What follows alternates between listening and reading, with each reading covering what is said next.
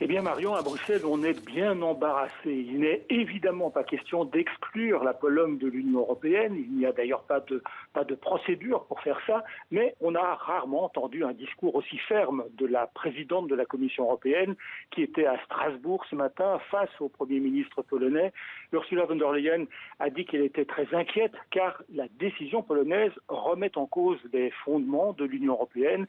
Cela veut dire concrètement que les citoyens polonais n'auraient plus les mêmes droits, les mêmes protections que les autres citoyens européens. Alors, le Premier ministre polonais a bien pris le temps de répondre, plus de 30 minutes, pour préciser d'abord que la Pologne voulait rester dans l'Union et Mateusz Morawiecki a essayé d'expliquer d'une manière très alambiquée que la Pologne respectait les traités européens, mais bon, que ces traités ne donnaient pas tous les droits à l'Union européenne. Et il est monté sur ses grands chevaux à l'idée que la Commission européenne pourrait décider de ne pas verser les 57 milliards du plan de relance auquel la Pologne a droit. Il a parlé de chantage. Écoutez-le. Il n'est pas acceptable d'imposer aux autres ces décisions sans fondement juridique.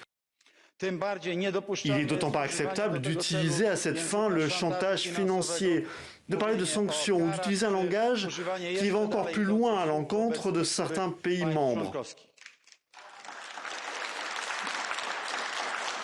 Je rejette ce langage, des menaces ou de la coercition. Je refuse que les politiciens fassent du chantage et menacent la Pologne.